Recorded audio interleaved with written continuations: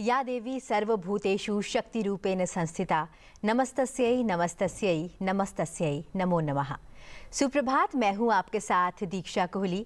आइए सबसे पहले नजर डालते हैं मुख्य गतिविधियों पर। जीएसटी दरों में कटौती आज से लागू, सस्ते होंगे सामान और सेवाएं। प्रधानमंत्री नरेंद्र मोदी ने एमएसएमई से स्वदेशी उत्पादों की शान बहाल करने का किया आह्वान। 21 सितंबर शाम देश के नाम संबोधन में कहा, 22 सितंबर सूर्योदय से शुरू होगा जीएसटी बचत उत्सव।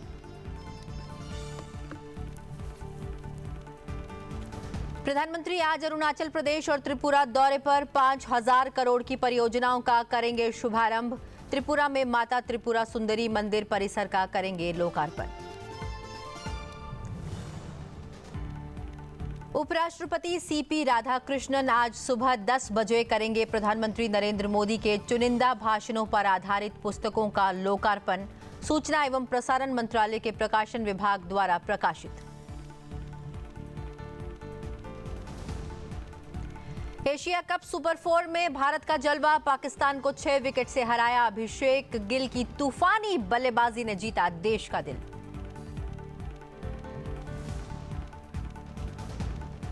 आज से शारदीय नवरात्रों का शुभारंभ, देश भर में भक्ति और आस्था की लहर।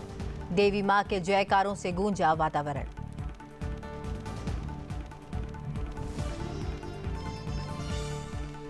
प्रधानमंत्री नरेंद्र मोदी ने रविवार को देशवासियों को संबोधित करते हुए घोषणा की कि पहले दिन के नवरात्रि से यानी कि आज से देश भर में जीएसटी उत्सव शुरू होगा।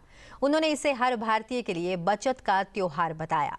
प्रधानमंत्री ने कहा कि नई जीएसटी दरों के लागू होने के बाद लोग अपने पसंदीदा उत्पाद अब कम कीमत में खरीद सकेंगे। प्रधानमंत्री ने कहा कि कल से यानी कि आज से लागू हो रही नेक्स्ट जनरेशन जीएसटी सुधारों के कारण ये हर भारतीय के लिए जीएसटी बचत उत्सव जैसा है। अब आप अपने पसंदीदा सामान आसानी से खरीद पाएंगे। उन्होंने ये भी कहा कि गरीब और नई मध्य वर्गीय जनता जीएसटी दरों में कटौती के बाद दुगना लाभ प्राप्त करेंगे। 22 सितंबर को सूर्योदय के साथ ही नेक्स्ट जनरेशन जीएसटी रिफॉर्म्स लागू हो जाएंगे। एक तरह से कल से देश में जीएसटी बचत उत्सव शुरू होने जा रहा है। इस जीएसटी बचत उत्सव में आपकी बचत बढ़ेगी और आप अपनी पसंद की चीजों को और ज्यादा आसानी से खरीद पाएंगे। हमारे देश के गरीब, मध्यम वर्गीय लोग, न्यू मिडिल क्लास, युवा, किसान, महिलाएं, दुकानदार, व्यापारी, उद्यमी, सभी को ये बचत उत्सव का बहुत फायदा होगा।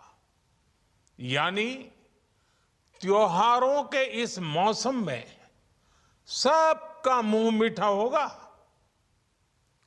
देश के हर परिवार की खुशियां बढ़ेगी। मैं देश के कोटि कोटि परिवारजनों को नेक्स्ट जनरेशन जीएसटी रिफॉर्म्स की और इस बचत उत्सव की बहुत बहुत बधाई देता हूं, शुभकामनाएं देता हूं। ये रिफॉर्म भारत की ग्रोथ स्टोरी को एक्सेलरेट करेंगे, कारोबार को और आसान बनाएंगे, निवेश को और आकर्षक बनाएंगे और हर राज्य को विकास की दौड़ में बराबरी का साथी बनाएंगे। प्रधानमंत्री ने प्रसन्नता व्यक्त करते हुए कहा कि पिछले 12 वर्षों में 25 करोड़ लोग निर्धनता से उबरे हैं। उन्होंने कहा कि मध्यम वर्ग के लोगों को दोहरा फायदा होगा। अब उन्हें सामानों और वाहनों के लिए कम खर्च करना पड़ेगा।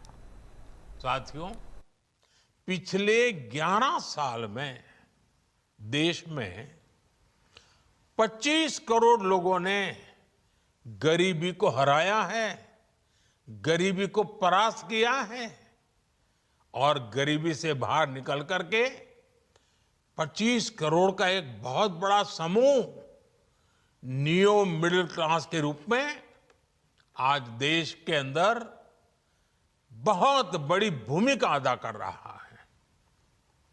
इस नियो मिडिल क्लास की अपनी एस्पिरेशंस हैं, अपने सपने हैं। इस साल सरकार ने 12 लाख रुपए तक की इनकम को टैक्स फ्री करके एक उपहार दिया और स्वाभाविक है जब 12 लाख रुपयों का इनकम टैक्स में राहत हो जाए तो मध्यम वर्ग के जीवन में तो कितना बड़ा बदलाव आता है, कितनी सरलता सुविधा हो जाती है। और अब गरीबों की भी बारी है, नियो मिडिल क्लास की बारी है।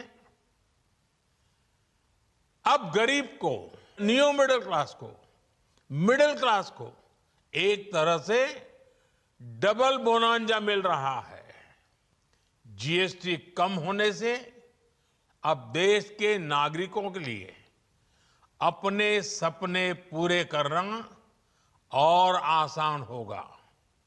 घर बनाना, टीवी, फ्रिज खरीदने की बात हो, स्कूटर, बाइक, कार खरीदना हो, ये सब पर अब कम खर्च करना होगा।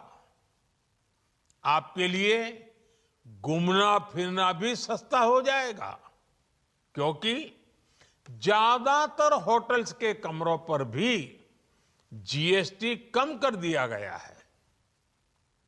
वैसे साथियों, मुझे इस बात की खुशी है कि दुकानदार भाई बहन भी जीएसटी रिफॉर्म को लेकर बहुत उत्साह में हैं।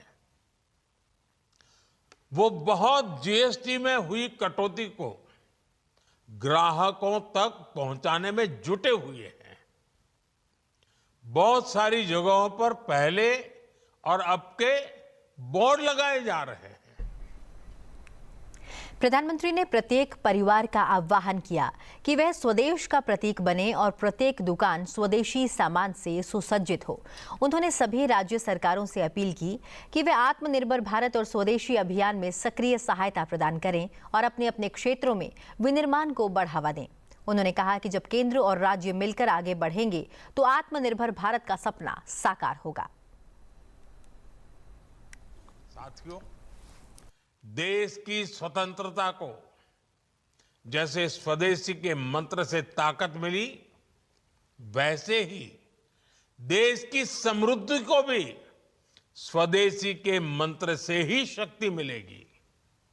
आज जाने अनजाने हमारी रोजमर्रा की जिंदगी में बहुत सी विदेशी चीजें जुड़ गई है, हमें पता तक नहीं है। हमारे जेब में कंघी विदेशी है कि देसी, हमें पता ही नहीं है।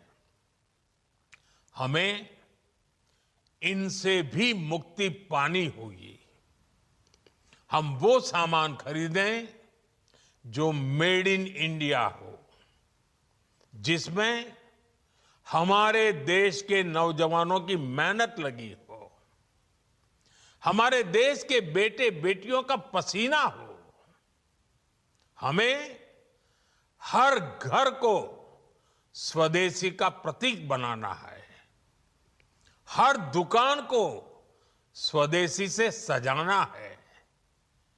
गर्व से कहो ये स्वदेशी है, गर्व से कहो मैं स्वदेशी खरीदता हूं, मैं स्वदेशी सामान की बिक्री भी करता हूं।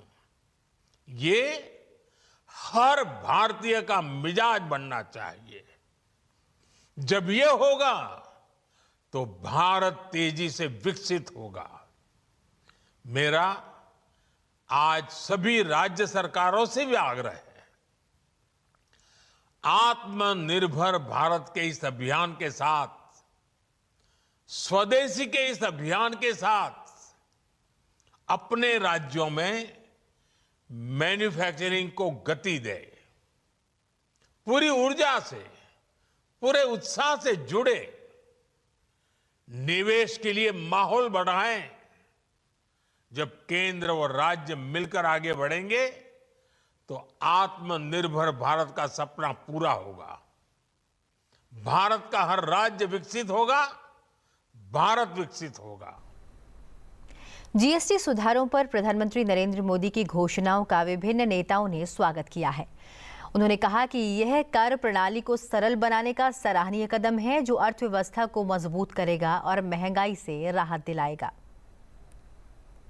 प्रधानमंत्री श्री नरेंद्र मोदी जी ने एक ऐतिहासिक फैसला लिया है। जीएसटी में एक बहुत बड़ा सुधार किया है।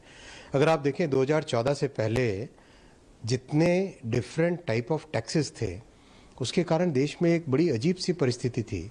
अगर कुछ भी सामान एक जगह से दूसरी जगह जाता था तो कई जगह बीच में चेक पोस्ट, अलग अलग ड्यूटीज, अलग अलग स्ट्रक्चर, बहुत ही डिफिकल्ट था। जीएसटी अपने आप में एक बहुत बड़ा सुधार था।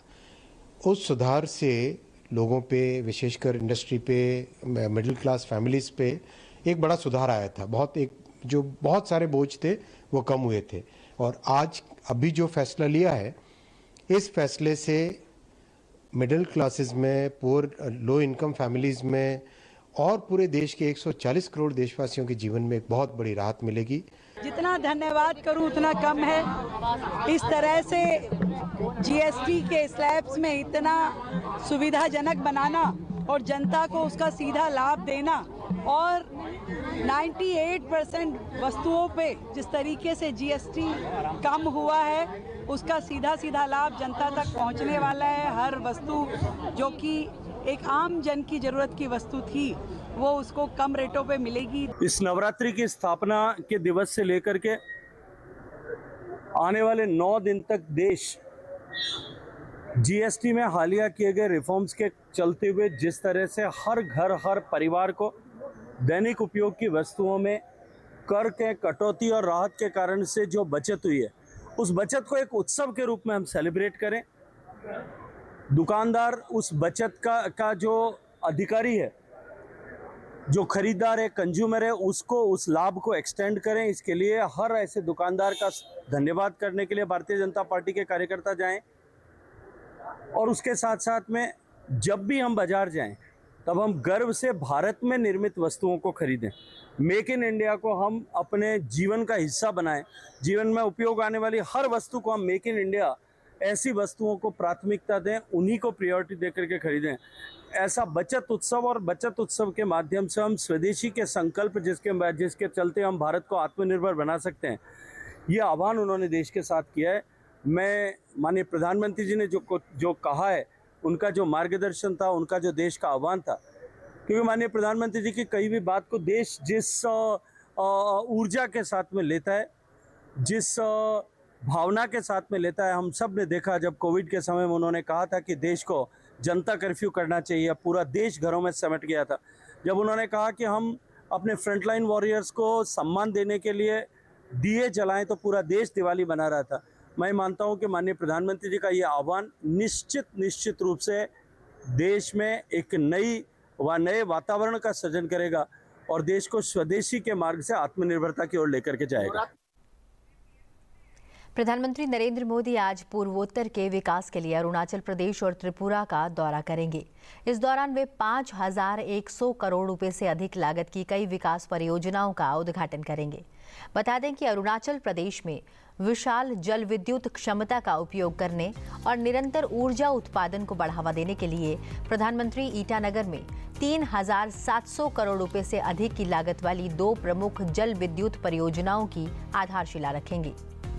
हियो जल विद्युत परियोजना 240 मेगावाट और तातो जल विद्युत परियोजना 186 मेगावाट अरुणाचल प्रदेश के सियोम उप बेसिन में बनाई जाएंगी।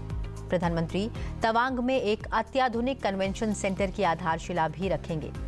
1500 से अधिक प्रतिनिधियों की मेजबानी करने की क्षमता के साथ यह केंद्र वैश्विक मानकों को पूरा करेगा और क्षेत्र की पर्यटन और सांस्कृतिक संभावना में सहयोग करेगा। प्रधानमंत्री 1290 करोड़ रुपए से अधिक की लागत वाली अनेक प्रमुख बुनियादी ढांचा परियोजनाओं का भी शुभारंभ करेंगे, जो कनेक्टिविटी, स्वास्थ्य, अग्नि सुरक्षा, कामकाजी महिलाओं के लिए छात्रावासों सहित विभिन्न क्षेत्रों को लाभान्वित करेंगी। इन पहलों से क्षेत्र में आर्थिक गतिविधियों को गति मिलने, जीवन स्तर में सुधार और कनेक्टिविटी में सुधार होने की उम्मीद है। व्यापार में सुगमता सुनिश्चित करने और एक जीवंत उद्यमशीलता इकोसिस्टम को बढ़ावा देने की अपनी कल्पना के अनुरूप प्रधानमंत्री स्थानीय करदाताओं, व्यापारियों और उद्योग प्रतिनिधियों के साथ हाल ही में जीएसटी दरों को युक्ति संगत बनाने के प्रभाव पर भी चर्चा करेंगे। इस दौरान प्रधानमंत्री एक जनसभा को भी संबोधित करेंगे। इसके बाद प्रधानमंत्री त्रिपुरा का दौरा करेंगे। भारत की आध्यात्मिक और सांस्कृतिक विरासत को बढ़ावा देने और संरक्षित करने की अपनी प्रतिबद्धता के अनुरूप प्रधानमंत्री तीर्थ यात्रा, कायाकल्प और आध्यात्मिक विरासत संवर्धन अभियान प्रसाद इस योजना के तहत माताबाड़ी में माता त्रिपुरा सुंदरी मंदिर परिसर के विकास कार्य का उद्घाटन करेंगे। यह त्रिपुरा के गोमती जिले के उदयपुर शहर में स्थित प्राचीन 51 शक्तिपीठों में से एक है। यह पर्यटन को बढ़ावा देने, रोजगार और व्यापार के अवसर पैदा करने और क्षेत्र के समग्र सामाजिक आर्थिक विकास में महत्वपूर्ण भूमिका निभाएगा।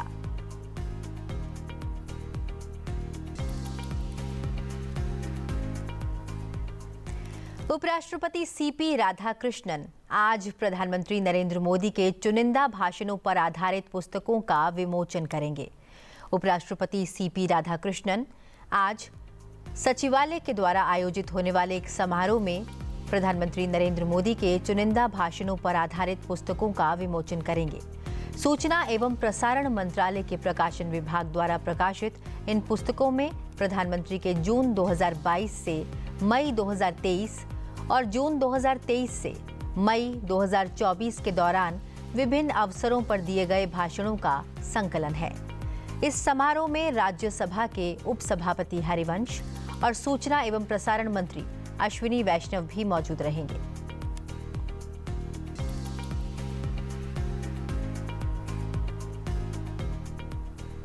रविवार सुबह कोटा में सेवा पखवाड़ा 2025 के तहत नमो युवा रण अभियान का आयोजन हुआ। लोकसभा के अध्यक्ष ओम बिरला ने नयापुरा स्थित महाराव उम्मेद सिंह स्टेडियम से नमो युवा रन नशामुक्त भारत के लिए दौड़ का शुभारंभ किया। लोकसभा अध्यक्ष ओम बिरला ने इस अभियान में हिस्सा लेते हुए कहा कि इसका उद्देश्य फिट, समृद्ध और विकसित भारत बनाना है जो नशा मुक्त हो। उन्होंने कहा कि हर व्यक्ति को रोजाना कम से कम 1 घंटा स्वास्थ्य और फिटनेस के लिए देना चाहिए। उन्होंने बताया कि प्रधानमंत्री नरेंद्र मोदी के विजन से प्रेरित होकर यह आयोजन राष्ट्रीय सहभागिता को बढ़ावा देने के लिए किया गया है। इस मैराथन का संकल्प नशा मुक्त भारत है। इसमें विभिन्न आयु वर्ग और क्षेत्रों से आए हजारों प्रतिभागियों ने एकजुट होकर स्वस्थ और नशा मुक्त भारत का संकल्प लिया।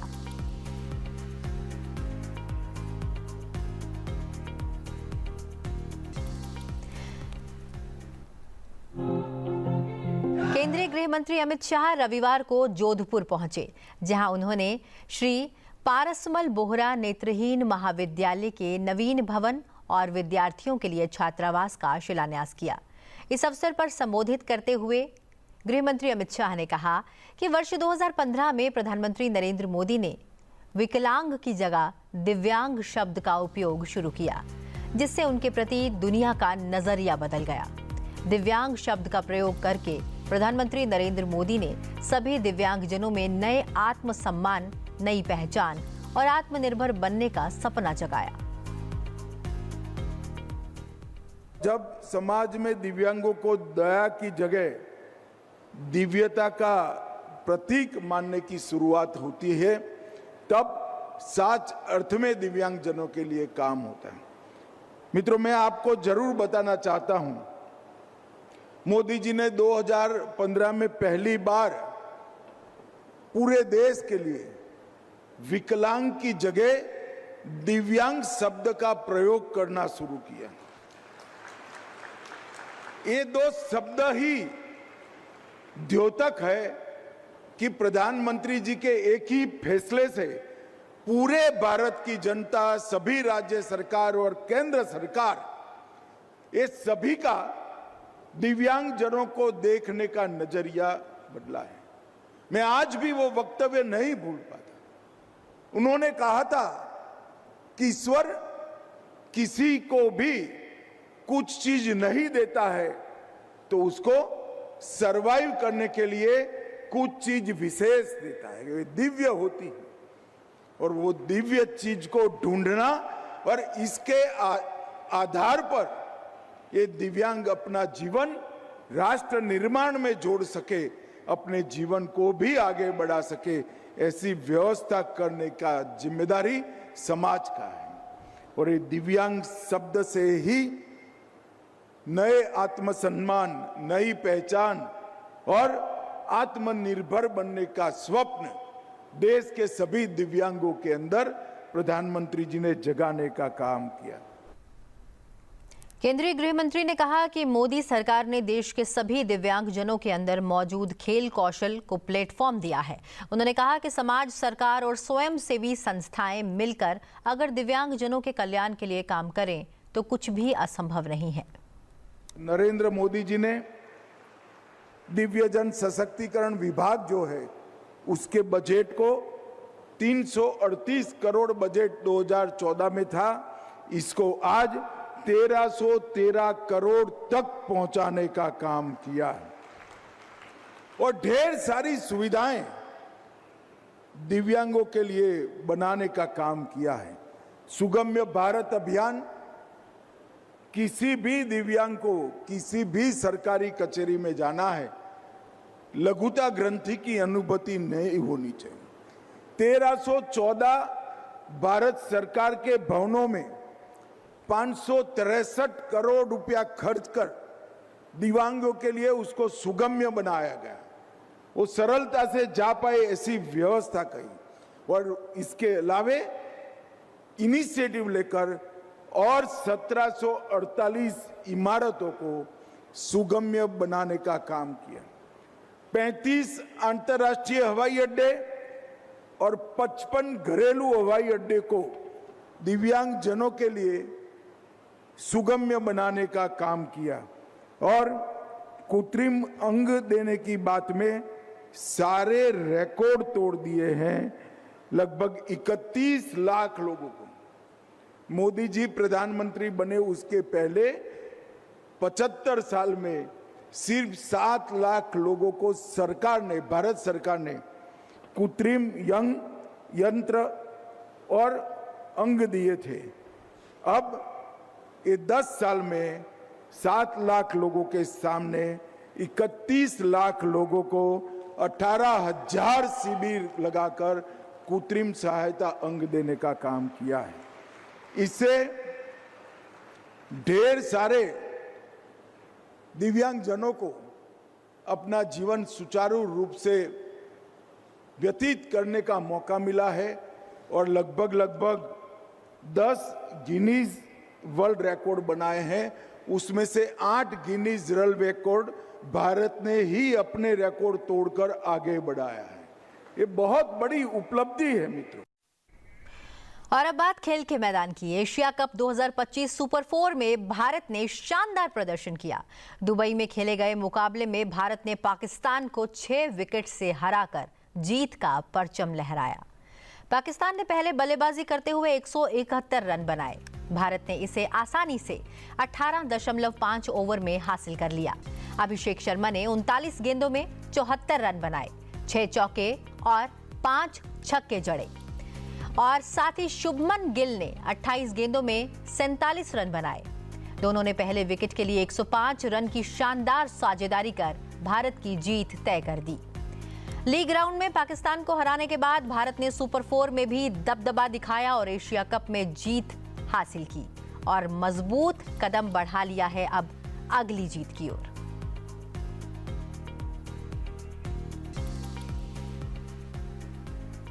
आज से शारदीय नवरात्रि शुरू हो गए हैं। हिंदू धर्म में नवरात्रि के त्योहार का विशेष महत्व होता है।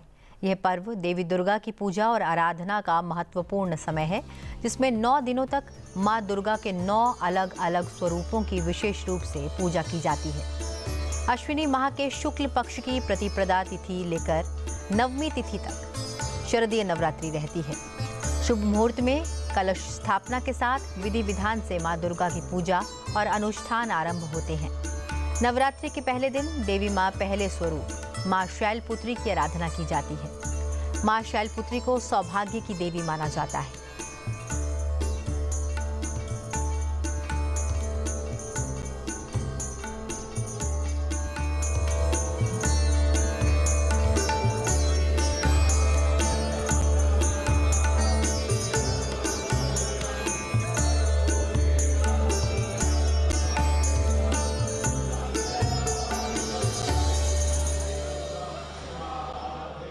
पड़ा है मंदिरों में मां के दर्शनों के साथ। बढ़ते हैं अगली खबर की ओर। भारतीय वायुसेना की विशिष्ट सूर्य किरण टीम ने रविवार को हिसार के महाराजा अग्रसेन हवाई अड्डा परिसर में आयोजित एयर शो के दौरान अपने कुशल हवाई करतबों से लोगों को मंत्रमुग्ध कर दिया। हिसार और आसपास के जिलों से बड़ी संख्या में लोग इस प्रदर्शन के साक्षी बने। चलते चलते आपको दिखाते हैं इस एयर शो की कुछ झलकियां। फिलहाल मुझे दीजिए इजाजत और आप बने रहिए सनसेट टीवी के साथ। नमस्कार।